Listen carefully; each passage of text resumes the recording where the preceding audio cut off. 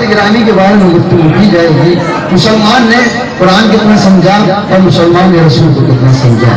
قرآن کیا اہمیت رکھتا ہے اور رسول کی اہمیت کیا ہے. سوال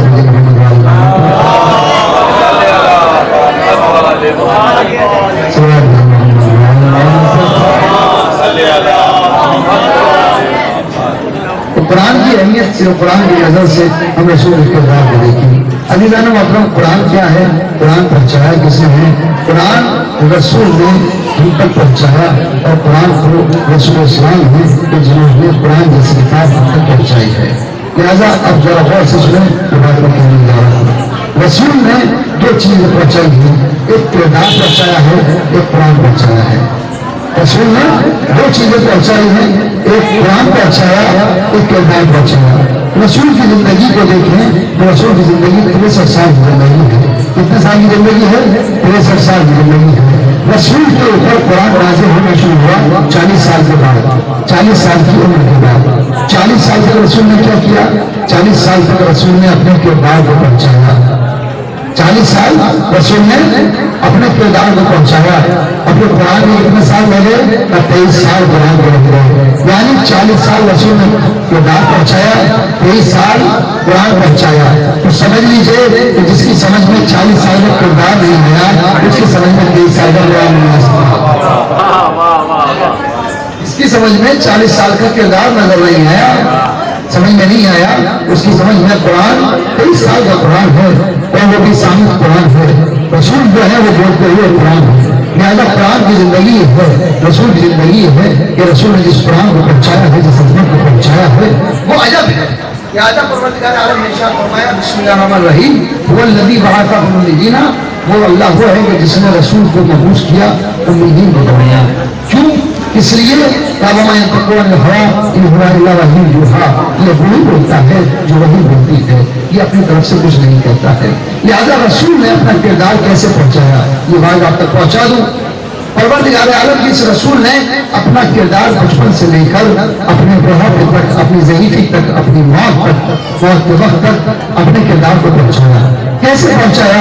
رسول کا کلام اتنا خوبصورت ہوتا تھا کہ رسول کو لوگ چھوڑنے کے بعد جب سنا کرتے تھے تو ان کا کلام کو سننے کے بعد ان کا دل چاہتا تھا کہ رسول کو سنتے رہے.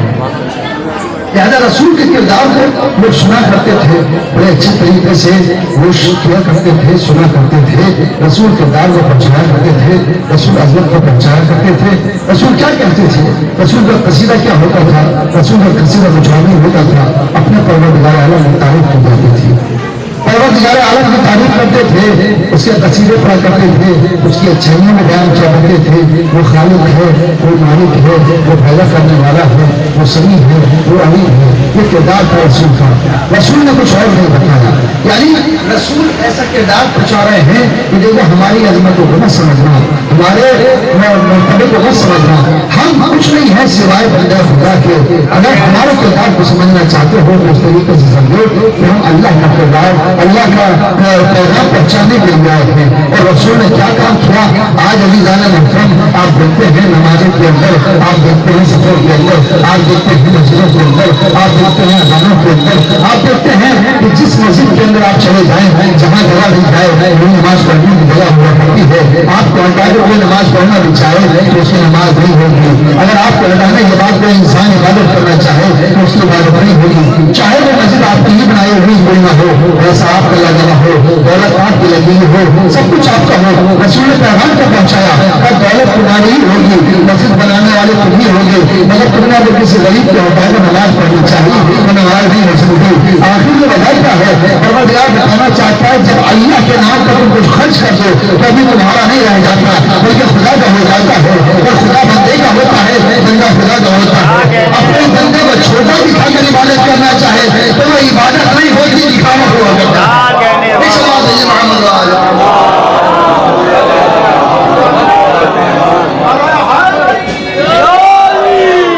رسول نے سب سے بڑا کردار یہ کیا کہ وہ لوگ جو ایک دوسرے کو پسند نہیں کرتے تھے، عرب کا جاہل زمانہ ایسا تھا کہ ایک دوسرے سے در در سے باتوں پر بات کرتے تھے. یہاں تک کہ اگر کسی انسان کا جانور، کسی انسان کی بکری دوسرے کے کھیت میں چلی گئی تو اس بات پر بھی 40 سال لڑائیاں ہوا کرتی تھی.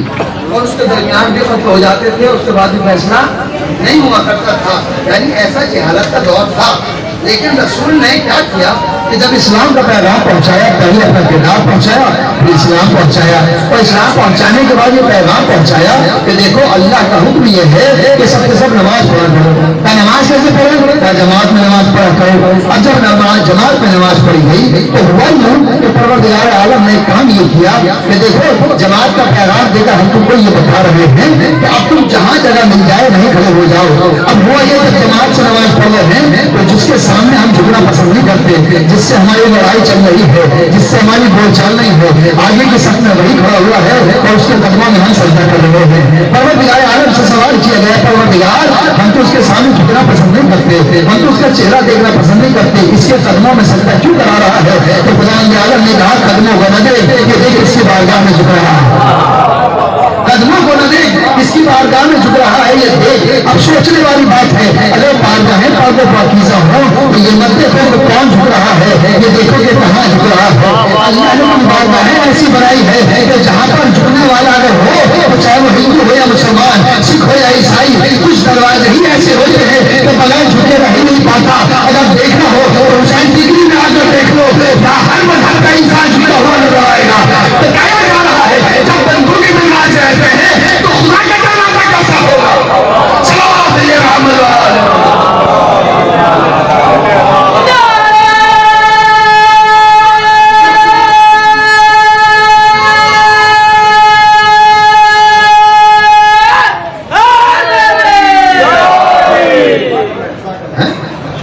رسول نے کردار درسا۔ کہاں نماز پڑھو؟ بولی نماز کے ساتھ نماز۔ نماز کیا ہے؟ پیغام کیا ہے؟ اب دیکھیے یہ بات میں آپ تک پہنچانا چاہ رہا ہوں، بڑی سنجیدگی کے ساتھ سنیے، پیغام آپ تک پہنچ جائے۔ ہم لوگ حسین ٹی وی کے اندر اس وقت 10:30 ساڑھے 11 بجے بیٹھ کر کیا کر رہے ہیں؟ مجلس جو برپا کر رہے ہیں یہ کیا ہے؟ دن میں بھی آپ نے ماتا رکھا ہے، دلی میں مجلس جگہ جگہ مجلس ہو رہی ہیں، اور چیلنج کا وقت ہے ہندوستان کے ہر کونے میں مجلس ہو رہی ہوگی، اور آپ یہ بھی دیکھتے ہوں گے کہ جلوس اور تعزیے اور علم برآمد کرتے ہیں، جگہ جگہ لوگ لیے جایا کرتے ہیں۔ سب سے پہلی بات تو خدمت میں آپ کی عرض یہ کروں کہ تعزیہ اٹھانا کوئی فضیلت نہیں ہے، علم اٹھانا فضیلت نہیں ہے، تعزیت کو معرفت کے ساتھ اٹھانا فضیلت ہے، علم کو معرفت کے ساتھ اٹھانا فضیلت ہے۔ کوئی انسان یہ سوچے کہ صاحب تعزیہ اٹھا کے بڑا مہربانی کر رہا ہوں، امام حسین کا کوئی احسان نہیں ہے، معرفت ہوگی تو ان کے مفادہ ہوگا۔ علم اٹھانا کبھی فضیلت ہے جو معرفت کے ساتھ اٹھائے گئے ہیں۔ اب بہت سارے لوگ ہیں تو علم اٹھا کر یہ انسان میں علمدار ہوں، ہر سال جو ہے علم اٹھاتا ہوں اور میں علم لے کر چھوڑتا ہوں، یہ انسان اپنی فضیلت کو سمجھا کرتا ہے۔ تو تعزیہ ہو یا مجلس ہو یا بات، یہ تمام چیزیں کیا ہیں؟ انسان اپنا فرض ادا کر رہا ہے۔ دنیا اگر چاہے اور یہ سوچے کہ عزاداری ہم کر رہے ہیں تو یہ غلط ہے، اس لیے کیونکہ ہم عزاداری کی وجہ سے زندہ ہیں، عزاداری کی وجہ سے زندہ نہیں ہے۔ اچھا میں بات پہنچانا چاہ رہا ہوں، رات کے اس وقت میں کم تعداد میں لوگ سن رہے ہیں، مگر جن کے پاس یہ پیغام پہنچ جائے گا وہ میری بات کو سمجھیں گے، میرے سامنے بیٹھے ہوئے مجمع یہی میری بات پڑھی جائے تو کافی ہے۔ سوال یہ پیدا ہوتا ہے کہ اتنی رات کی تاریکی میں ہم پرسوں ادا بچھا کر کیا کر رہے ہیں؟ آخر یہ جو مجلس ماتم کر رہے ہیں، یہ جو جلوس برآمد کر رہے ہیں، یہ تعزیہ برآمد کر رہے ہیں، یہ جو علم برآمد کر رہے ہیں اور جگہ جگہ ہم لے کر جاتے ہیں، آخر اس کی وجہ کیا ہے؟ اس کا ریزن کیا ہے؟ اس کا کچھ فائدہ ہے یا نہیں ہے؟ ہم جو یہ ماتم مجلس کر رہے ہیں، یہ جو تعزیہ داری کر رہے ہیں، اس کا کوئی فائدہ ہے یا نہیں ہے؟ آپ یہ سوچنے والی بات ہے۔ اگر ہم سے کوئی سوال کریں کہ یہ عزاداری کیوں کر رہے ہو تو ہم کبھی یہ نہ کہیں کہ ہمارے بزرگ ہمارے بہت پیدا کرنے کی وجہ سے کر رہے ہیں، اس لیے کہ ہم رسموں کو نہیں پڑھتے ہیں، ہم تو فریضے کو پڑھتے ہیں، ہم تو فرض پر پڑھتے ہیں۔ ابھی میں بات کہنے جا رہا ہوں، تھوڑا سا عبارت طریقے سے سنیے گا اور سننا ہے تو اس بات پہ سمجھ لیجیے گا۔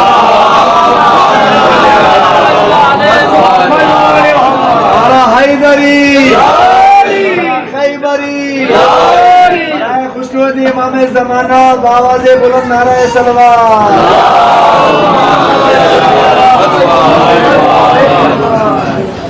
اب یہ بات ہے عزاداری کیا ہے، پیغام کیا ہے، یہ ہمارا فرض ہے۔ ہم لوگ جو بیٹھے ہوئے ہیں، ہم جو عزاداری کریں ہمارا فرض ہے۔ ہم سے کسی نے پوچھا مولانا یہ بتائیے جو مجلسیں معلوم کرتے ہیں یہ اپنے گھر میں بیٹھ کر کرتے ہیں یہ اچھی بات ہے، مگر یہ جلوس گلی گلی اونچے اونچے لگا کر کیا کرنا ہے؟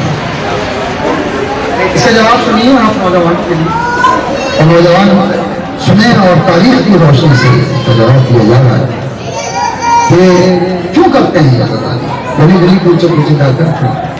ہم نے پوچھا یہ بتائیے بھائی یہ اذان دی جاتی ہے مائک پر 5 وقت کی اذان، یا آخر اذان کس وجہ سے ہے اور کب سے؟ جواب ملا کہ یہ اذان جب سے ہے جب سے رسول اللہ نے نماز کا پیغام پہنچایا۔ رسول نے کہا کہ نماز پڑھو تو سب نے نماز پڑھنی شروع کر دی۔ رسول نے حکم دیا کہ اذان دو، اذان دی جانے لگی۔ اچھا اذان کس نے دی؟ اذان دینے والا کون تھا؟ سب سے پہلا انسان، سب سے پہلا مؤذن کوئی گورا انسان تھا، کوئی بہت مالدار انسان تھا؟ اللہ نے کہا مؤذن ایسے کو بناؤں گا کہ دنیا فخر کرے گی، غریبی ہونے گی، اللہ کی نظر میں اگر قابل قبول ہو جائے تو وہ دولت سے بڑھ کر ہوگی ہے۔ اذان دینا بھی فضیلت ہے، اذان دینا کوئی چھوٹا کام نہیں ہے۔ آج کے زمانے میں جو مؤذن ہے سمجھ لیجیے اس کا مرتبہ بہت بڑا ہے، اس سماج کا تو ہے ہی بڑا مرتبہ، لیکن مؤذن کا بھی بہت بڑا مرتبہ ہے۔ کیوں؟ کیونکہ انسان جب اذان دیتا ہے تو اذان دینے والے دنیا میں سنے یا نہ سنے آسمان سے 70,000 فرشتے لگ کر کام کرتے ہیں۔ اچھا آج کل اذان کا کیا مطلب ہے؟ مسجدوں کو کیا رہا ہے تھوڑا سی آپ کی آنکھیں کھلی جائیں گی، یعنی یہ بات سن لیجیے۔ ایک مسجد میں ایک صاحب نے اذان دی، جیسی اذان ہوئی تو مؤذن صاحب نے تو اذان دے دی، لیکن مسجد میں کوئی نہ آیا۔ لیکن جیسے ہی متولی صاحب نے دیکھا کہ مسجد میں اذان ہو گئی کوئی نہیں آیا، انہوں نے ایک بار اور دے دو۔ اب جو دوسری بار اذان دی تو پوری مسجد بھر گئی، کہنے لگے آج آپ نے کیسے کہہ دیا؟ ایک ساتھ 2 بار اذان کیوں دی گئی؟ تو کہنے لگے حضور دوسری والی سنی تھی یا پہلی بھی سنی تھی؟ بھائی آپ نے پہلی والی سنی تھی یا دوسری والی بھی سنی تھی؟ یا دونوں سنی تھی؟ یا پھر دوسری والی پر کیوں آئے پہلی والے پر کیوں نہیں آئے؟ اس کا مطلب یہ ہوا کہ آپ صرف خرافات کرنا جانتے ہیں، عبادت کرنا نہیں جانتے۔ آپ صرف خرافات کرنا جانتے ہیں، کیونکہ اگر ایسا ہوتا تو پہلی اذان پہ آ جاتے آپ۔ لیکن موضوع سے نے جیسے ہی دوسری بار اذان دی تو آپ لڑنے آگے کہ صاحب آپ نے کیسے کر دیا، یہ تو قانون بدل گیا، یہ تو طریقہ بدل گیا۔ تو ہر زمانے میں ہر طریقے کے لوگ ہوا کرتے ہیں۔ رسول نے جب اذان کا حکم دیا، لیکن میں اپنے موضوع کی طرف آؤں گا، نوجوانوں غور سے اور بہت ہی سنجیدہ طریقے سے سنیے گا، میری بات کو اگر بات پہنچ جائے تو میرے ساتھ سنیے گا، لیکن میں اس کا مقدمہ بنا رہا ہوں جو بات مجھے آپ تک پہنچانی ہے۔ رسول اسلام نے ایک انسان کو کہا کہ تم اذان دو۔ اذان دینے والا کون تھا؟ جناب بلال۔ تاریخ نے بتایا کالا سا انسان، غریب سے انسان، لوگ گردنیں اٹھا اٹھا کر دکھا رہے تھے کہ محمد ہم سے کہتے ہیں کہ پہلی اذان ہم دے دیں، تاکہ تاریخ کے سنہرے لفظوں میں لکھا جائے کہ اذان دینے والے فلاں تھے۔ لیکن جس کے نصیب میں جہاں کا نام لکھا ہو وہاں کا نام اسی کو ملا کرتا ہے، چاہے وہ خانہ کعبہ میں پیدا ہونے والی بات ہو یا پھر بلال کی اذان دینے والی بات ہو۔ اللہ جس کو عزت دینا چاہتا ہے عزت تو اس سے ملا کرتی ہے۔ پروردگار عالم نے کہا کہ بلال جا کے جاؤ تم اذان دو۔ تاریخ نے بتایا بلال نے اذان دی ہے۔ اب لوگوں نے یہ دیکھا کہ بہت سارے لوگ سنا ہوگا آپ نے کہ جناب بلال کی شین صحیح نہیں تھی، وہ سین کہا کرتے تھے، وہ کہتے تھے اشہد ان لا الہ الا اللہ، اشہد نہیں کہا کرتے تھے، لیکن کہتے دل سے تھے۔ لہذا کیا رسول کے پاس اتنا بڑا معجزہ نہیں تھا کہ محمد بلا کے وہ بلال کو کہتے آؤ تمہاری زبان ٹھیک کر دوں؟ لیکن محمد نے بھی بلال کی آواز کو اذان کو صحیح نہیں کیا، زبان کو ٹھیک نہیں کیا، اس لیے کہ اللہ کو وہی زبان اچھی لگ رہی تھی، اللہ کو وہی زبان اچھی لگ رہی تھی۔ آپ کہیں گے مولانا کیسی باتیں کر رہے ہیں، اللہ کو اشہد ان لا الہ الا اللہ پسند آ رہا تھا؟ میں کہوں گا بالکل۔ میں نے آپ کے گھر میں پہنچا، میں آپ کے گھر میں جیسے ہی پہنچا تو میں نے یہ دیکھا کہ آپ کا بچہ تو تراتا ہوا بولتا ہے، ابھی صاف بابا نہیں بولتا، روٹی کو روٹی بولتا ہے، پاپے کا یعنی کسی چیز کو توفی بولتا ہے۔ اب ہم نے دیکھا کہ وہ بچے تو دلاتا ہے، لیکن جب جیسی آپ بولے اس سے کہا بیٹا روٹی کھاؤ گے، بیٹا توفی لو گے، ہم نے پوچھا آپ کو کیا ہو گیا؟ آپ آخر دلاتے تو نہیں ہیں، آپ تو اچھے خاصے بڑے انسان ہیں، آخر آپ دلا کے کیوں بول رہے ہیں؟ کہ آپ کو نہیں پتا جس کی محبت ہوتی ہے اس کی زبان پسند آ جاتی ہے، جس سے محبت ہوتی ہے اس کی زبان میں ہی بات کی جاتی ہے۔ اب سمجھ میں آیا علی جس نبی سے بات کرتے تھے، خدا جس نبی سے بات کرتا تھا علی کے لہجے میں کیوں کیا کرتا تھا؟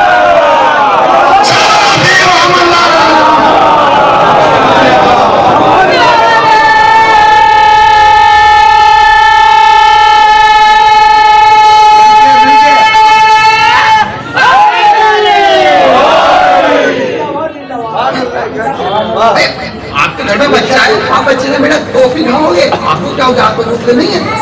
آپ نے کہا یہ بچہ جو زبان ہی ہے, تو محبت کا تقاضا یہ ہے جس زبان میں وہ بات کرے اسی زبان میں ہم بات کریں. کیا حضور کے پاس اتنا بڑا معجزہ نہیں تھا جو چاند کے تو ٹکڑے کر سکتا ہو؟ وہ بلال کی زبان کو ٹھیک نہیں کر سکتے, لیکن بلال کی زبان کو ٹھیک نہیں کیا. تاریخ نے بتایا کہ کچھ لوگ آئے اور آنے کے بعد رسول سے کہا, اور آنے کے بعد کہا یا رسول اللہ بلال سے کہیے کل سے اذان نہ دیں. کہا کیوں نہ دیں؟ کہا اس لیے کیونکہ ان کی اذان ٹھیک نہیں ہے. اچھا دیکھیے یہ بھی سمجھیے, اس کو بھی غور کیجیے. رسول نے کیا کہا, کیا فرمایا, کیا چاہتے ہو؟ کل سے اذان ہم دیں گے. دے دو, تم اذان دو. بلال کو روک دیا گیا. جب بلال اذان دیتے تھے تو ادھر اذان دیتے تھے, رسول ادھر گھر سے چلا کرتے تھے, اور جانے کے بعد شہزادی کے گھر پہ جاتے تھے, وضو وہاں کیا کرتے تھے, پھر دوش پر ڈالا کرتے تھے, امامہ لگایا کرتے تھے, تب مسجد میں آتے تھے. تاریخ نے بتایا لوگوں نے اذان دی اور اذان دیتے رہے. پہلی اذان ختم, لوگ آئے مگر رسول نہ آئے. دوسری اذان ختم, دوبارہ کسی نے کہا شاید تم نے صحیح نہ دی ہو, دوسرا انسان کہے. اذان دیتے رہے, رسول نہ آئے. حضور سے جا کر کہا یا رسول اللہ اذان ہو چکی, آپ کیوں تشریف نہیں لائے؟ رسول نے کہا اچھا اذان ہو گئی, میرے کانوں تک نہیں پہنچی, میرے کانوں تک نہیں پہنچی. میں کہا یا رسول اللہ آپ کے کانوں تک کیوں نہیں پہنچی؟ کہا جو دکھانے کے لیے ہو وہ ہم نہیں سنتے, نہ خدا سنا کرتا ہے. جو دکھانے کے لیے ہو نہ ہم سنتے ہیں نہ خدا سنتا. اس کا مطلب یہ ہوا کہ آج کے زمانے میں کوئی اذان نہیں دیتا, وہ توفیق دے تو اذان ہوتی ہے. آج کے زمانے میں کوئی مجلس نہیں پڑھا کرتا, وہ توفیق دے تو مجلس پڑھی جاتی ہے. آج کے زمانے میں کوئی لوہا نہیں پڑھا کرتا, وہ توفیق دے تو پھر لوہا پڑھا جاتا ہے. توفیق نہ ہو تو آج کے زمانے میں دیکھا وہ بڑے بڑے نوحے پڑھنے والے, اتنی ساری کیسٹیں, اتنے سارے نوحے آ رہے ہیں. سبسکرائب کرنے کے لیے باقاعدہ آپ سے ریکویسٹ کی جاتی ہے, ہم نے چینل بنایا, صاحب نوحہ نکالا. ہر گھر کے انسان سے نوحہ ہے, ہر گلی ہر کوچے میں ایک نوحہ خان ہے, اور کہہ رہا سبسکرائب کیجئے. کیوں بھائی؟ کہ آپ سبسکرائب کریں گے تو ہماری ڈیمانڈ بڑھ جائے گی. ارے ہم کر دیں گے تو کیا ہوگا, وہ سبسکرائب کرے تو بڑھے گا.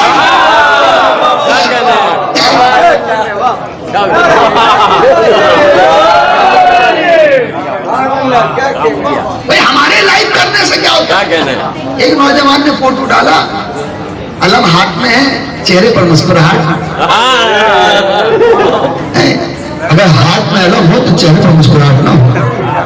زلجھنے کی بال ہاتھ میں ہے, زلجھنا خون میں تر ہے, اور آپ کے چہرے پر مسکراہٹ ہے. آپ ہم سے کہہ رہے ہیں لائک کیجئے. ہم کیسے لائک کریں جب ہمارے اہل بیت لائک نہیں کر رہے تو ہم کیسے لائک؟ بات ہے عقیدے کی, بات ہے یقیناً. جو دکھاوے کے لیے ہو نہ رسول کے کان تک پہنچتی ہے نہ خدا کے کان تک پہنچتی ہے. جو خضوع خشوع کے ساتھ ہو وہ خدا بھی سنتا ہے, وہ رسول بھی سنتا ہے. رات بھر اذان ہوتی رہی, صبح نمودار نہیں ہوئی. صبح نمودار نہ ہونے کی وجہ سن رہے ہیں آپ. صبح جب نمودار ہوتی ہے کیا ہوتا ہے؟ آپ نے سنا ہوگا علماء سے, صبح جب ہوتی ہے رزق بڑھتا ہے, صبح ہوتی ہے تو حیات بڑھتی ہے, صبح ہوتی ہے تو چرن چرن بولا کرتے ہیں, صبح ہوتی ہے تو سورج نکلا کرتا ہے, صبح ہوتی ہے تو روشنی ہوا کرتی ہے, صبح ہوا کرتی ہے تو لوگوں کا کاروبار شروع ہوتا ہے, صبح ہوتی ہے تو لوگ زندہ اٹھتے ہیں, صبح ہوتی ہے تو لوگوں کی یہ دنیا کائنات چلتی ہے. اس کا مطلب یہ ہوا کہ جب تک بلال نے اذان نہ دی کائنات کا سسٹم رکا رہا. اب سوچو جب غلاموں کی حالت ہے تو اماموں کی کیا؟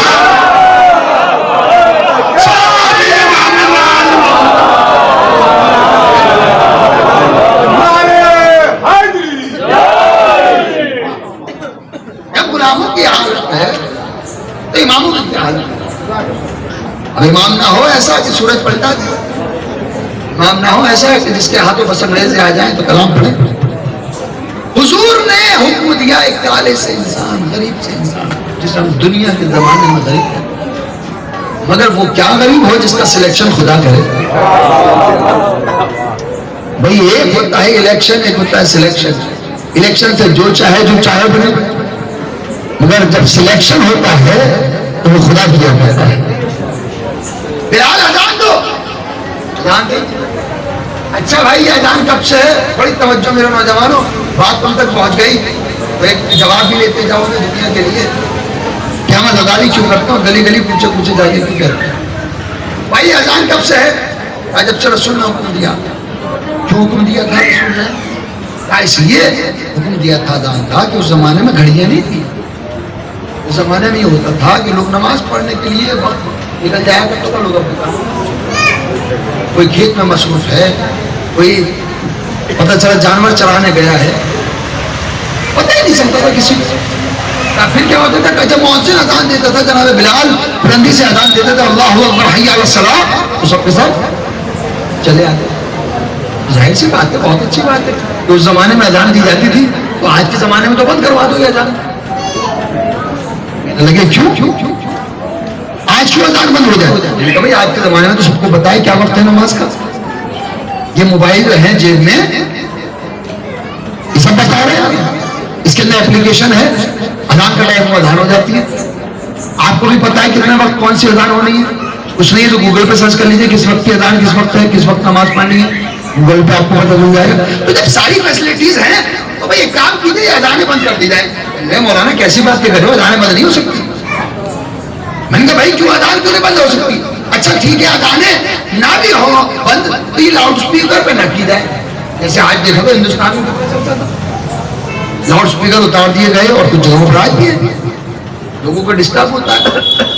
اور بالکل صحیح بات ہے، جو عبادت اذیت دیتی ہو وہ ڈسٹرب کہلاتا ہے، اور جن کو روحانیت بخشتی ہو اسے عبادت کہا جاتا ہے. بات پہنچ گئی نہیں پہنچی، بہت خاموشی کے ساتھ لوگوں نے ایک آدھ نے ہاتھ اٹھایا. بھائی جس کے لیے اذیت ہو سمجھ جائیے کہ وہ کسی اور طریقے سے لے رہا ہے، جس کے لیے رحمت ہو سمجھ جائیے وہ کسی اذان کہنے لگا نہیں مولانا نہیں ہے ہم اذان ہے. بھائی تو لاؤڈ اسپیکر پہ بند کرو تو لاؤڈ اسپیکر بھی بند نہیں کرو. بھائی کیوں نہیں کرو گے؟ اذان کا مطلب ہے کیا؟ یہ اذانیں بند کرو. بڑی توجہ کے ساتھ نوجوانوں بات پہنچ جائے. سوال کیا ہے کہ مجلس گھر میں بیٹھ کے کرو، یہ گلی کوچے جگہ جگہ جا کر کیوں کرتے ہو؟ یہ ماتم، یہ جلوس کیوں لے جا رہے ہو؟ یہ علم کیوں لے جا رہے ہو؟ تعزیہ کیوں لے جا رہے ہو؟ ہم نے کہا بھائی اذانیں بند کرو. اذانیں بند نہیں ہوں گی. میں نے کیوں نہیں ہوں گی بتاؤ. اس لگے حضور ایسا ہوتا ہے کہ جب اذان ہو رہی ہوتی ہے بہت سارے لوگ ایسے ہوتے ہیں کہ جو اگنور کر دیتے ہیں اذان کو سننے کے بعد. ہم نہیں جائیں گے.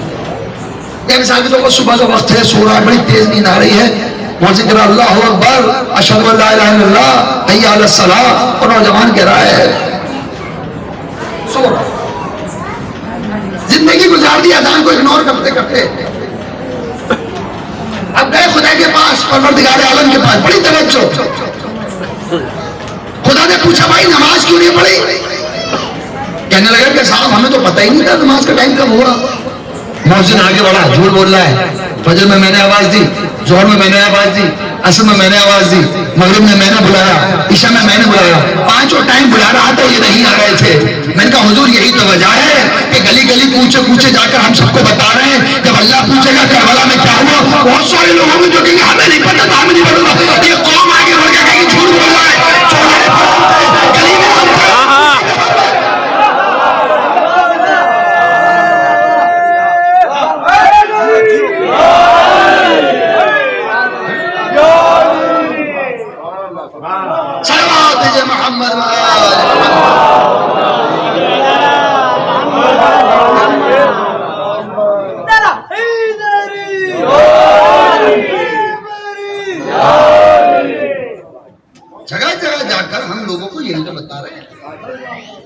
اللہ ہم سے پوچھے گا نا تو یہ مجلس ہے، یہ رسمیں نہیں ہے. ہم اپنا فرض ادا کر رہے ہیں. جب کل خدا پوچھے گا کہ بتاؤ کربلا میں کیا ہوا، کہیں گے ہمیں نہیں پتا تھا، ہم کہیں گے جھوٹ بول رہا. گلی میں ہم تھے، چوراہے پر ہم تھے، دروازے پر ہم تھے. ہم دروازے پر کھڑے ہو کر رہے تھے یزید نے حسین کو قتل کر دیا، یزید ظالم ہے، یزید ظالم ہے، یزید ظالم ہے، یزید ظالم ہے. یہ سننے کو تیار ہی نہیں تو ہم کیا کریں؟ تو اللہ کہے گا کچھ بات نہیں، یہ بھول ماننے والی بات نہیں ہے، یہ تو ہم نے قرآن میں کہہ ہی دیا تھا. کچھ لوگ اندھے ہوں گے، بہرے ہوں گے.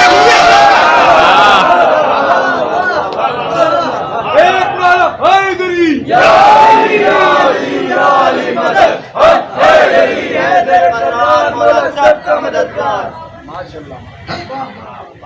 بھائی ہمارا کام کیا ہے؟ ہم لوگوں کو یہ تو بتا رہے ہیں کہ یزید نے امام حسین کو قتل کیا.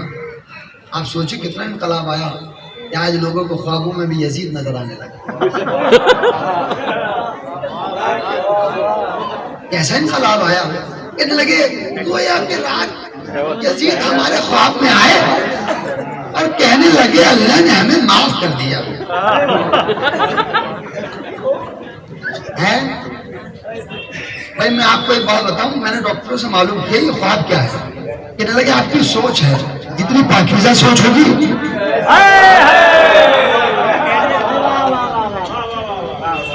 بھائی پاکیزہ سوچ ہوگی تو پاکیزہ خواب آئیں گے، اور اگر نجس سوچ ہوگی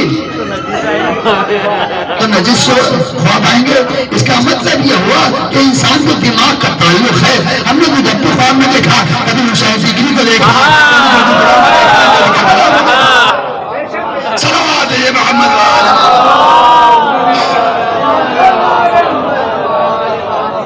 یہ انسان کی سوچ کی بات ہے.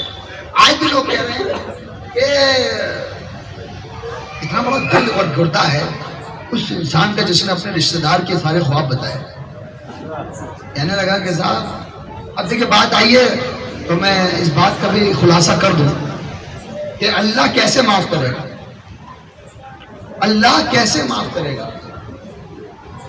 توجہ کے ساتھ سنیے میری بات کو، اگر سن سکے اور آپ تک پہنچ جائے بات. جب بات آئی ہے کہ یزید کو معاف کیسے کر دیا، بیچارہ اتنا مظلوم، کہنے لگے معاف کر دیا اللہ نے. ایسا لگتا ہے ڈائریکٹ تعلقات ہیں. اب سنیے بات. حضور اکرم حضرت محمد مصطفیٰ صلی اللہ علیہ وسلم، دیکھیں بات میری طرف غور سے سنیے گا. سوال کیا ہے کہ یزید کو اللہ معاف کر سکتا ہے یا نہیں؟ سوال کیا ہے؟ یزید کو اللہ یہ سوال ہے. تاریخ نے بیان کیا حضور ایک مرتبہ سفر کر رہے ہیں، سفر کرتے ہوئے جا رہے ہیں، ساتھ میں اصحاب بھی ہیں اور مولائے کائنات بھی ہیں. دیکھیں دونوں باتیں میں نے رکھ کہیں، اصحاب بھی ہیں مولائے کائنات بھی ہیں. آپ کی خاموشی کے نثار. بہرحال حضور تشریف لے جا رہے ہیں. ایک بستی سے گزر ہوا کہ جو یہودیوں کی بستی ہے. اچھا یہودی نہ کل دوست تھے ہمارے نہ آج دوست ہیں. یہودیوں کو پتہ چلا کہ مسلمانوں کا رسول یہاں سے گزر رہا ہے، لہذا کوئی پلان کیا جائے کہ انہیں قتل کر دیا جائے، مار دیا جائے. اب پلان جب یہ بنا کہ ان کو قتل کر دیا جائے، مار دیا جائے، تو مسلمانوں کا چرچا یہ ہو چکا تھا کہ جس لشکر میں علی ہوں اس پر حملہ تو ہو نہیں سکتا، لہٰذا تلوار چلانا بیکار ہے، راستہ بھی نہیں ملے گا بھاگنے کا. اب کیا کیا جائے؟ کہ ایک کام کیا جائے، بڑی محبت کے ساتھ بڑے پیار کے ساتھ ان کے پاس کھانا بھیجا جائے. پلان کیا گیا کہ حضور آپ ہماری بستی کے پاس ہوتے ہیں، ہماری خواہش ہے کہ ہم آپ کو کچھ کھانا کھلائیں، ایک وقت کا کھانا ہم آپ کی خدمت میں پیش کریں. اب اس کھانے کے اندر ملا دیا گیا زہر. قتل کس کو کرنا چاہ رہے ہیں؟ رسول خدا کو، حضور کو. زہر ملایا کھانے میں. اب میں آپ سے سوال کرتا ہوں، وہ رسول کہ جو سب کچھ جانتا ہو یا نہ جانتا ہو کہ اس میں زہر ہے. دسترخوان بچھ گیا، بڑی توجہ کے ساتھ دسترخوان بچھا، اصحاب بیٹھے، اصحاب بیٹھ گئے، دسترخوان بچھ گیا. آپ میری طرف متوجہ رہے. صلی اللہ علیہ محمد.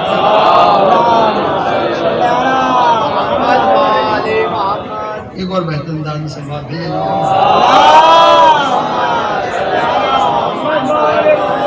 دیکھیے بات مجھے آپ تک پہنچانی ہے، کیا یزید کو خدا معاف کر سکتا ہے؟ حضور کے قتل کا پروگرام یہودیوں نے بنایا، دسترخوان بچھ گیا. وہ کھانا کہ جس کے اندر زہر ملا ہوا تھا وہ دسترخوان پر رکھ دیا گیا. حضور ابھی تشریف نہیں رکھتے تھے، اصحاب موجود تھے، مولائے کائنات موجود تھے. ایک صحابی جن کا نام تاریخ میں ملتا ہے برا یا برا، انہوں نے بڑا شوخیہ مزاج تھے، مذاق والے انسان تھے. انہوں نے سب سے پہلے لقمہ توڑا اور توڑنے کے بعد سالن سے لگایا اور ایک مرتبہ کھانے کی کوشش کی. جیسے ہی انہوں نے لقمے کو اپنے دہن میں رکھنے کی کوشش کی، مولائے کائنات نے روکا اور کہا یہ بات ٹھیک نہیں ہے، رسول سے پہلے سبقت نہیں کرنی چاہیے، رسول سے آگے آگے نہیں چلنا چاہیے. بھئی یہ تو قرآن نے بھی کہا ہے نا کہ رسول کی آواز پہ آواز بلند مت کرو، رسول کو اپنی طرح مت پکارا کرو، رسول سے آگے آگے چلا مت کرو. یہ باتیں تو سب قرآن نے کہی ہے نا. تو رسول کے ایک صحابی کو مولا فرما رہے ہیں کہ یہ بات صحیح نہیں ہے کہ تم سبقت کر رہے ہو، لہذا حضور کو آنے دو، اس کے بعد کھانا کھا لینا. ایک مرتبہ اب یہ بات مولا کو نہیں پتا ہے، مولا بھی جانتے ہیں اس میں زہر ملا ہوا ہے. جس کا دعویٰ یہ ہو کہ میں زمین سے زیادہ آسمان کے راستے جانتا ہوں، بات یہ نہیں ہے. مولا فرما رہے ہیں رسول آ جائیں تب تم کھانا. میں کہوں گا یا مولا اس میں زہر ملا ہوا ہے، کہ یہی تو بتانا چاہتا ہوں کہ اگر محمد اسے چکھ لیں گے تو اس کا اثر بدل جائے گا.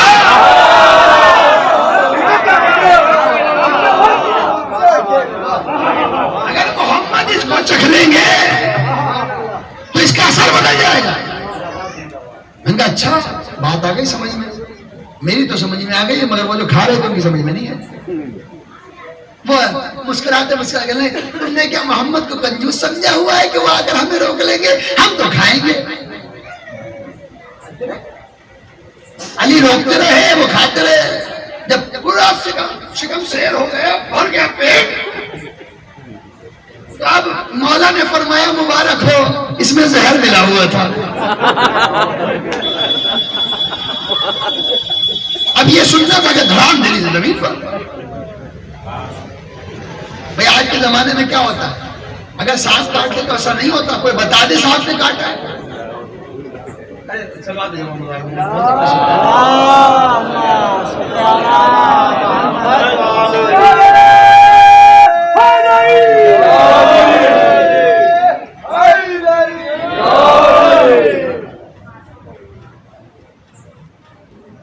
زہر کھا لیا، کھانا کھا لیا، اب تڑپنے لگے، طے ہونے لگی.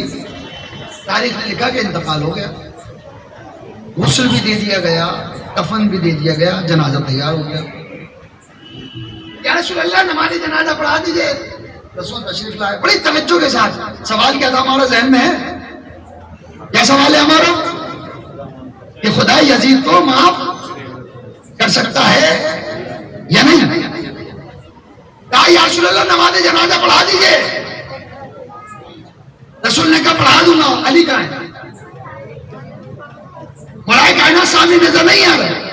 کسی نے کہا کہ وہ کسی کام سے کسی مسلمان کے ساتھ گئے ہیں، ابھی آنے والے ہوں گے. کہا بس آنے تو، جب وہ آ جائے گا تبھی نماز پڑھاؤں گا. جب علی آ جائیں گے تبھی نماز پڑھاؤں گا.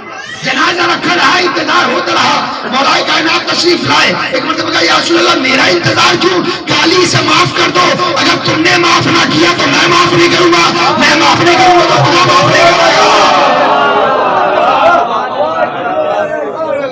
میں معاف نہیں کروں گا تو خدا معاف نہیں کرے گا.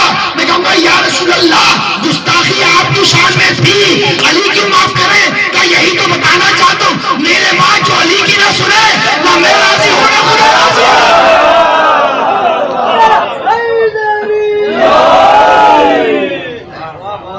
جو علی کی نہ سنے نہ میں راضی ہوں نہ خدا راضی ہے.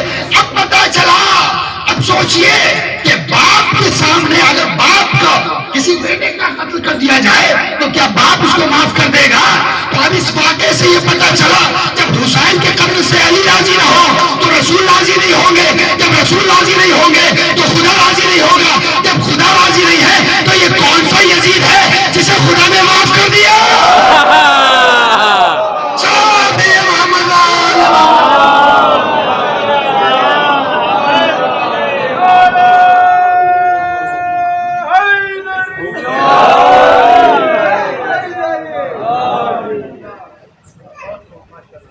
یہ اپنے طرف سے کہانیاں بنانے والوں سوچو تو صحیح، کہانی میں سچائی ہے یا نہیں؟ طرفداری بھی اس کی کرو جس کو خدا پسند کرتا ہو۔ لہذا حضور اکرم نے قرآن کو پہنچایا۔ اب اجازت دیں تو ایک بات پڑھوں، ورنہ تو وقت کافی ہو گیا، کل پڑھوں گا انشاءاللہ۔ اگر سننا چاہیں تو بابا جبرن سماعت ہے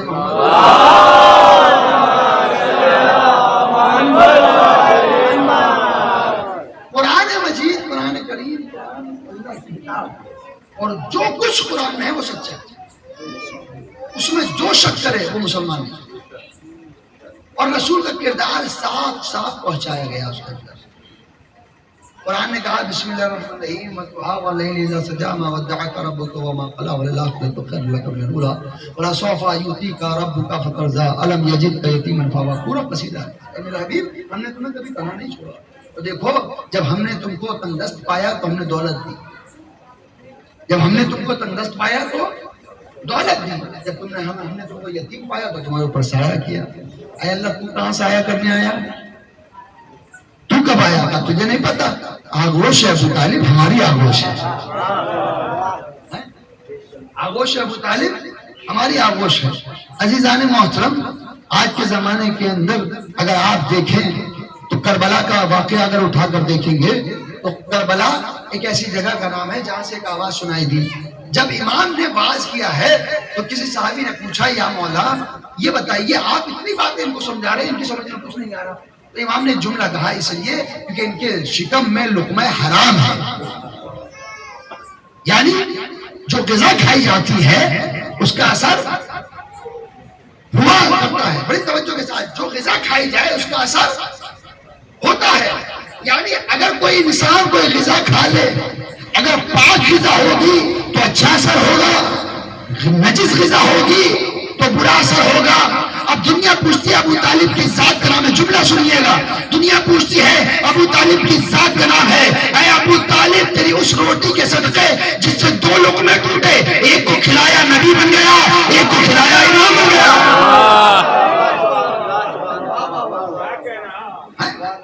یہ جناب ابو طالب کی فضیلت ہے۔ کون جناب ابو طالب کو پہچان پائے گا؟ میرا موضوع آج جناب ابو طالب نہیں، صرف رسول اسلام ہے۔ میں نے آپ سے وعدہ کیا ہر روز ایک معصوم کی بات کروں گا۔ آج رسول اسلام کی بات ہے، کل انشاءاللہ شہزادی کی سلسلے سے گفتگو، ایک دن مولا کائنات سے۔ آیت یہی رہے گی، موضوع یہی رہے گا، قرآن یہی رہے گا، اس لیے کہ قرآن کے اندر تمام اہل بیت کے فضائل پائے جاتے ہیں۔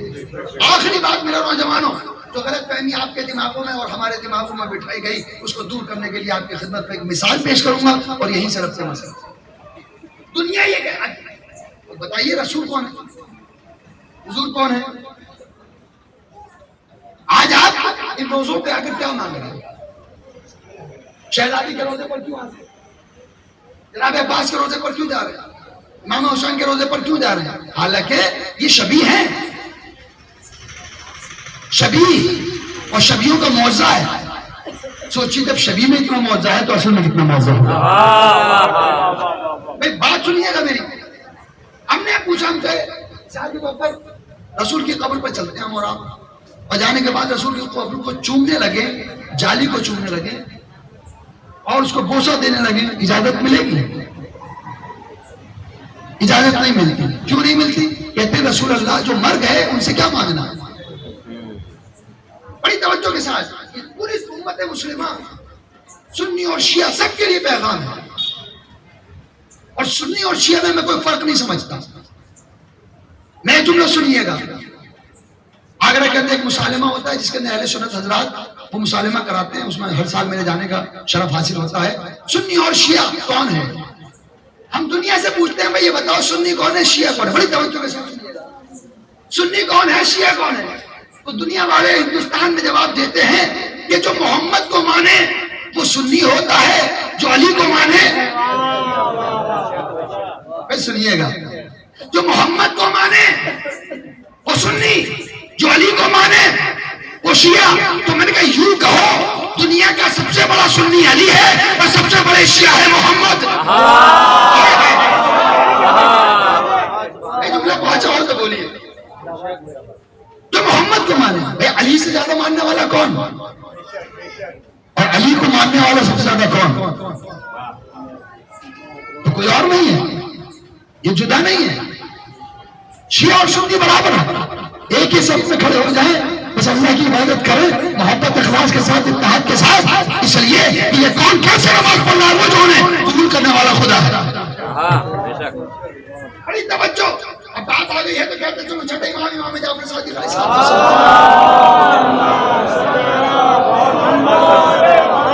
امام کی خدمت میں ایک شخص آیا اور آنے کے بعد کہتا مولا میں سفر کرتا ہوں، سفر کرتے کرتے، بڑی توجہ، سفر کرتے کرتے میں جب کسی بستی میں جاتا ہوں تو کبھی کبھار ایسا ہوتا ہے اہل سنت حضرات کی برادران کی بستی ہوتی ہے، ان کی مسجد ہوتی ہے.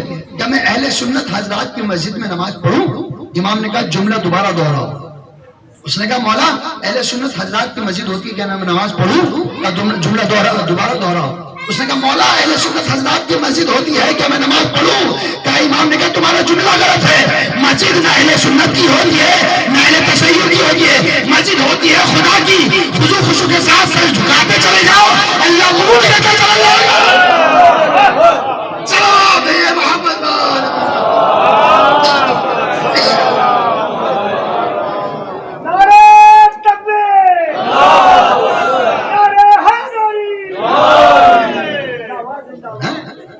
اور بات اگر پہنچ گئی ایک تھوڑی سی کڑوی بات مگر میٹھی بنا کر آپ تک پہنچا دوں.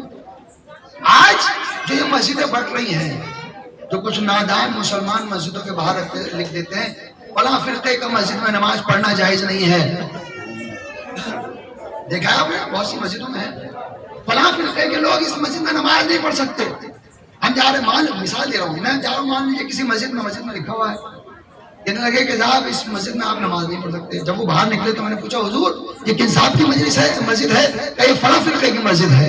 میں نے کہا یہاں پر نماز نہیں پڑھ سکتے؟ کہا نہیں نماز پڑھ سکتے. اچھا دوسری مسجد میں پہنچے فلاں فرقے کے لوگ یہاں نماز نہیں پڑھ سکتے. میں نے کیوں نہیں پڑھ سکتے؟ کہا فلاں فرقے کی مسجد ہے. میں نے کہا اس کا مطلب مسجد فرقوں میں بڑھ گئی؟ کہنے لگے ہاں. میں نے کہا ٹھیک ہے. ہم پہنچے حج میں. اب جو حج میں پہنچے تو وہی صاحب میرے اس طرف کھڑے ہوئے تھے، دوسرے صاحب اس طرف کھڑے تھے. میں نے کہا یہ بتاؤ یہاں کس کی مسجد ہے؟ یہاں نماز پڑھوں یا نہ پڑھوں؟ کہا حضور یہ سب کی مسجد ہے. کہنے لگا یہ تو سب کی مسجد ہے. میں نے کیوں یہاں نہیں بانٹی؟ کہا یہاں خدا نے نہیں بانٹی. اس کا مطلب یہ ہوا کہ خدا نے جگہ نہیں بانٹی، مسلمانوں نے خود کو بانٹ لیا.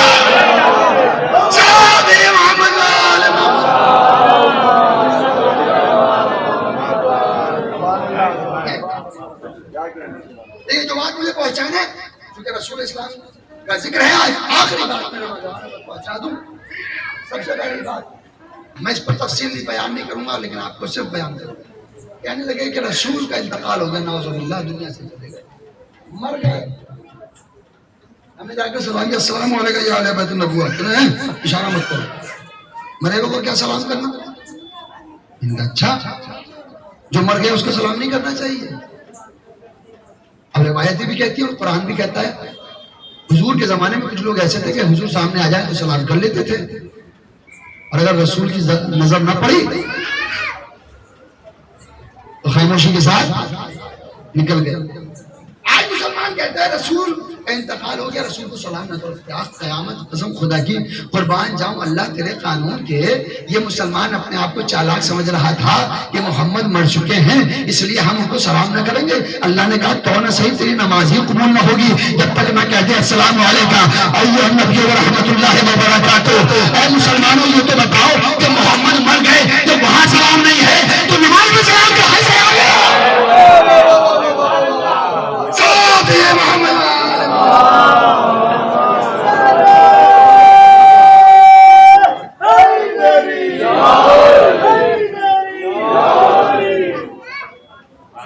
پہلی بات کہ رسول مر گئے، نہ رسول کل مرے تھے نہ آج مرے ہیں نہ کل مر سکتے. رسول کو موت آ گئی تو کلمہ مر جائے گا، کلمہ مر جائے گا تو دین مر جائے گا. لہٰذا جن کا دین ہی مردہ ہو وہ یزید کی ہی تعریفیں کریں گے. دوسری بات رسول نعوذ باللہ پڑھے لکھے نہیں تھے. کون کہتا پڑھے لکھے نہیں تھے؟ کل میں نے آپ کی خدمت میں عرض کیا، میں نے بات آپ کی خدمت میں عرض کی ہے کہ دیکھیے پروردگار عالم نے ایک صلوات دیجیے محمد والے محمد پر.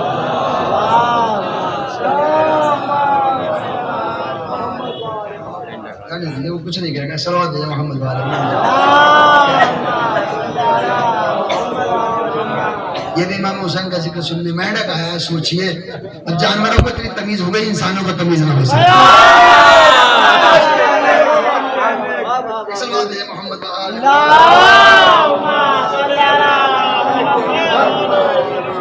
لہذا حضور کی زندگی ہے، بہت ساری باتیں ہیں جو گفتگو کی جا سکتی ہیں، مگر رات بہت ہو چکی ہے۔ انشاءاللہ کل پھر اگر ہو سکا تو ایک ٹکڑا آج کا میں بیان کر دوں گا، باقی آگے میری گفتگو رہے گی۔ رسول اسلام حضور ان پڑھ نہیں تھے، پڑھے لکھے تھے۔ جو پڑھانے آتا ہے وہ کبھی ان پڑھ نہیں آتا، اور قرآن کہتا ہے وَيُعَلِّمُهُمُ الْكِتَابَ وَالْحِكْمَةَ، وہ پڑھانے آیا ہے، پڑھنے نہیں آیا۔ لہذا رسول نے پیغام پہنچایا اور پڑھا کر بتایا کہ میں پڑھنے نہیں آیا ہوں بلکہ پڑھانے آیا ہوں۔ اور کیسے پڑھانے آیا ہوں؟ کہنے لگے کہ صاحب رسول کو کسی نے مدرسے میں جاتے ہوئے نہیں دیکھا، کسی مدرسے میں جاتے، کسی کالج میں جاتے، اسی جگہ تو جاتے رسول۔ اس کا مطلب یہ ہوا جس کو پڑھتے ہوئے نہ دیکھو وہ پڑھا لکھا انسان نہیں ہوتا۔ میرے رسول پڑھے لکھے تھے یا نہیں تھے یہ کیسے پتہ چلے؟ کہ میں کسی مدرسے میں جاتے ہوئے نہیں دیکھا، کسی اسکول میں جاتے ہوئے نہیں دیکھا۔ تو آپ نے جو مجھے یہاں پر مجلس پڑھنے کے لیے بٹھایا ہے، آپ کو کیسے پتا کہ میں مجلس پڑھ سکتا ہوں؟ کہ آپ نے مجھے مدرسے میں جاتے ہوئے دیکھا؟ کہنے لگے نہیں صاحب آپ کو کبھی مدرسے میں جاتے ہوئے تو نہیں دیکھا۔ میں ہمارے سینئر مولانا احتشام صاحب میرے سامنے موجود ہیں، انہوں نے ہمیں پڑھتے ہوئے دیکھا مدرسے میں، تو یہ بتا سکتے کہ مدرسے میں، مگر عام میں سے کسی نے نہیں دیکھا۔ اس کا مطلب یہ کہ میں پڑھا لکھا نہیں ہوں۔ پتا چلا کہ آپ پڑھے لکھے، اگر آپ کو یہ جاننا ہے کہ میں پڑھا ہوا ہوں یا نہیں ہوں تو وہاں جانا پڑے گا کہ جہاں پر میں پڑھا ہوں۔ آپ کو جب پتا چلے گا کہ میں کہاں کا پڑھا ہوا ہوں تو محمد جہاں کے پڑھے ہوئے وہاں تک تو کوئی جا نہیں سکتا۔ تو بھائی کوئی تو وہاں سے ایسا ہے جو بتائے کہ میں وہاں کا پڑھا ہوا ہوں جہاں کے یہ پڑھے ہوئے ہیں، تو ہمیں کوئی اور تو نظر نہیں آیا۔ 13 بجے کوئی ایک بچہ پیدا ہوا جس نے آنے کے بعد کہا کہو تو قرآن سنو، کہو تو حدیث سنو، کہو تو انجیل سنو، کہو تو قرآن سنو۔ اور میں بتا رہا ہوں جب میں اتنا پڑھا لکھا ہوں تو میرا استاد کتنا پڑھا ہوا ہے؟ سلام ہے محمد آل محمد۔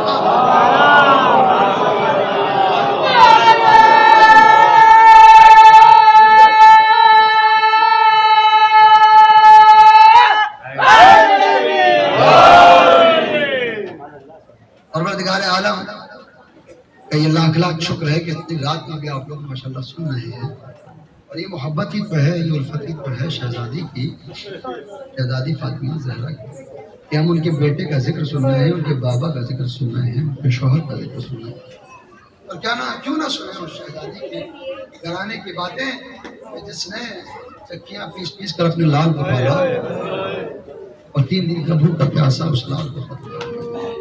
شہزادی کی بارگاہ کے اندر بیٹھے ہوئے ہم ذکر کر رہے ہیں، کیوں ہم ذکر کر رہے ہیں اس گھر آنے کا کہ جہاں پر نوجوانوں کو قتل کر دیا گیا، جوانوں کو قتل کر دیا گیا۔ بھائی حسین کی غربت کو سلام کہ جس نے صبح سے لے کر عاشور کے عصر تک لاشوں پہ لاشوں توڑا ہے۔ جزاکم اللہ۔ آپ کی آواز بلند ہونے لگی، آپ رونے کے لیے آمادہ ہو گئے۔ عزیزو کربلا کا ذکر ہی ایسا ہے کہ 1400 سال کے بعد بھی جب بھی ذکر کیا جائے تو پھر اہل بیت کو یاد کیا جاتا ہے۔ عزیزو آپ کو پتا ہے کہ 10 محرم کو امام حسین کو قتل کر دیا گیا، 11 محرم کو قیدی بنا کر لے جایا گیا۔ وہ لاشیں کہ جب گور و کفن پڑے ہوئے تھے ان کو کوئی دفنانے والا وہاں موجود نہ تھا۔ 11 محرم کو جب سید سجاد کو حالت دیکھی تو حالت متغیر ہونے لگی۔ جناب شہزادی جناب زینب پوچھتی ہیں میرے بھتیجے تمہارا یہ کیا عالم ہے؟ ایسا لگتا ہے کہ وہ جنت کو پرواز کر جائے گی۔ آپ نے آپ نے نہیں دیکھا انہوں نے اپنے گشتار میں جس کو دفن کر دیا۔ ارے مگر میرے بابا کا لاشا بھی ایسے ہی بغیر پڑا ہوا ہے، کوئی دفن کرنے والا نہیں۔ آواز بابا بیٹا مجبور ہے، ورنہ تو آپ کو کفن ضرور دیتا ہے۔ آگ بندے ہوئے ہیں، کسی جوان کو ایسا وقت نہ دکھائے کہ جس کا بیٹا سامنے موجود ہو اور بیٹے کا اللہ باپ کا لاشا نہ اٹھا پائے.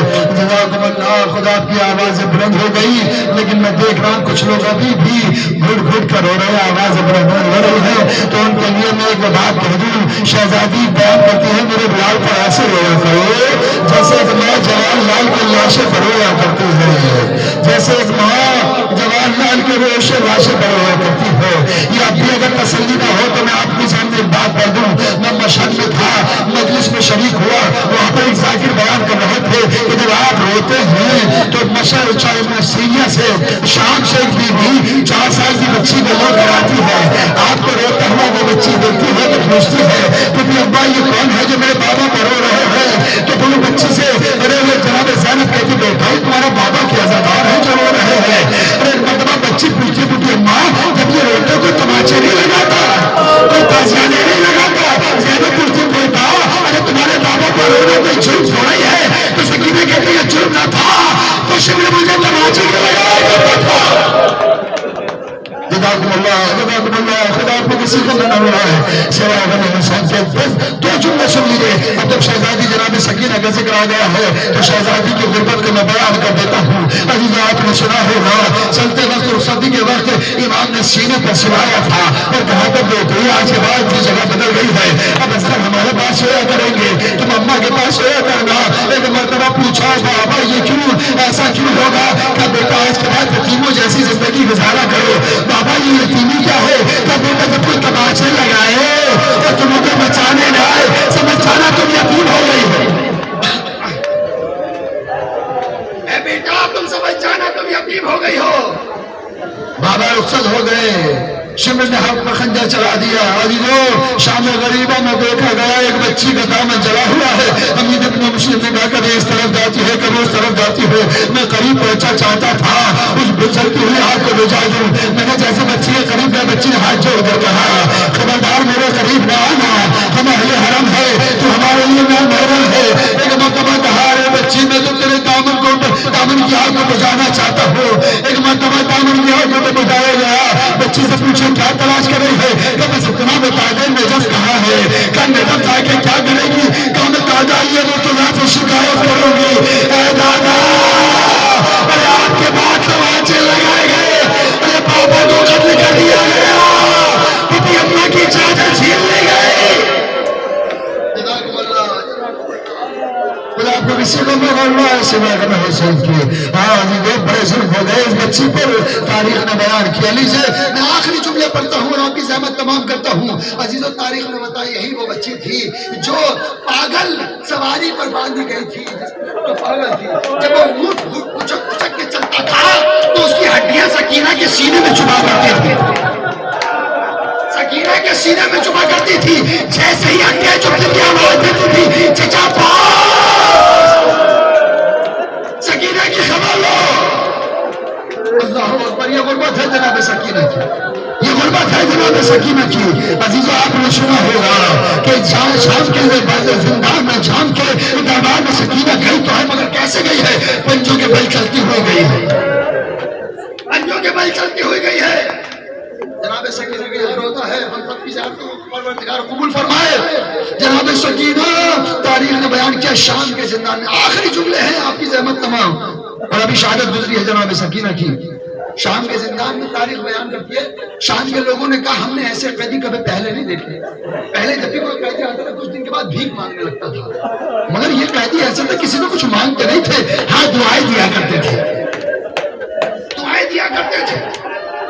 لیکن شام کے لوگ کہتے ہیں ہم نے ایک بچی کو دیکھا جو زندان کے دروازے پر آ کے کہتی تھی اے بھائی اگر تم کربلا جا رہا ہو میرا بابا کو سلام کہہ دینا, میرے چچا کو میرا سلام کہہ دینا, کہنا بابا آپ کے پاس سکینہ کو نیند نہیں آتی, جلدی سے آ جاؤ, مجھے یہاں سے لے جاؤ. جزاکم اللہ, جزاکم اللہ. خدا آپ کو کسی کو میں نے سوائے غم حسین کی.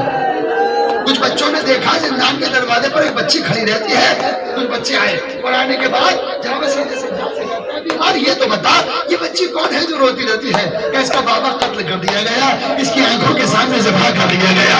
اچھا تو اس کا کوئی دوست نہیں ہے؟ تو دوست دور کی بات, جو بھی اس سے بات کرتا ہے تماشے مار کے بات کرتا ہے. ताजियाने लगा के बातें करता है। तो अच्छा, लेकिन हम इसके पास आएंगे, हम कल सुबह आएंगे, अपने खिलौने लेकर आएंगे, इससे बात करेंगे, इसके पास बैठेंगे। लीजिए, रात की तारीकी के अंदर सकीना सो रही थी, अभी गुरूर की हालत था, क्या देखा, बाबा आए हैं। कहा सकीना तुझे यहाँ नहीं रहने दूंगा, चल तू मेरे साथ चल सकीना, अब तू अकेली रह गई है, अब तुझे मुझसे मेरी जुदाई बर्दाश्त नहीं होती, चलो सकीना तुम मेरे साथ चलो।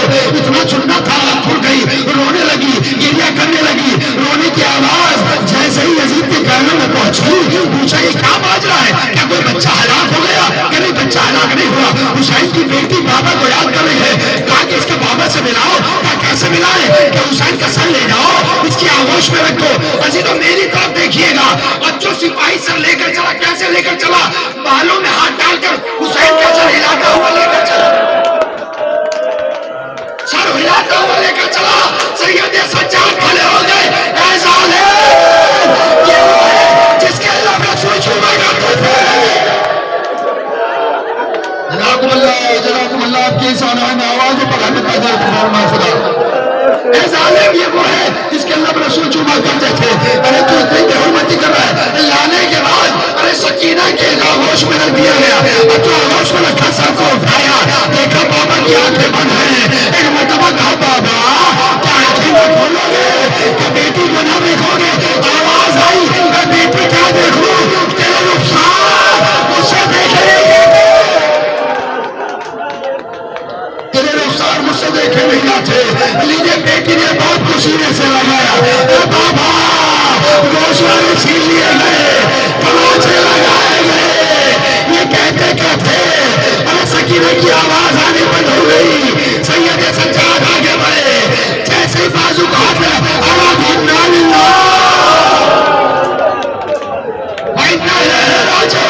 ज़ैनब ने पूछा बेटा क्या हुआ? क्या सकीना हमें छोड़ के चली गई? सारा ने गुस्ल दिया, पूछा क्या बीमारी थी बच्ची को? क्या बीमारी तो कोई ना थी, मगर इसे ताजियाने बहुत लगाए गए, इसे तमाचे बहुत लगाए गए। अजीजों में जाने किस दिन से सैयद सज्जाद ने सकीना को दफन किया उसी तहखाने में।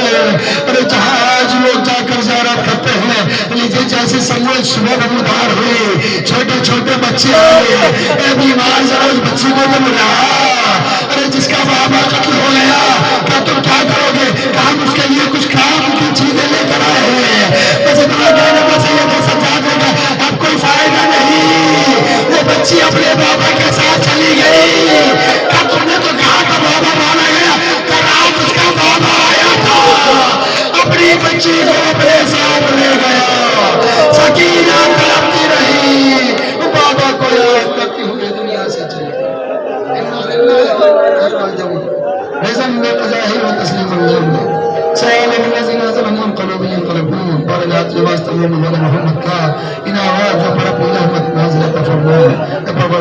तमाम गुनाह कबीरा और सगीरा को इस अहले बैत के ज़िक्र के साथ बख्श दे, हमको नेक अमाल करने की तौफीक अता फरमा। हाज़रीन की तमाम जायज़ हयात को कबूल फरमा। शहज़ादी की बारगाह में है परवरदिगार, इस शहज़ादी का सदका आने वाले के तमाम जायज़ हयात को कबूल फरमा ले। जो बीमार हैं शिफा कामिल और आजिल अता फरमा। तमाम अज़ादार और तमाम मुसलमान गुजार अल्लाह इज़्ज़त और हिफाज़त फरमा। माल ईमान की तरफ ताजील फरमा। हम बन के वाला सामने शमा फरमा। तक़ब्बल मिन्ना इन्नका अंत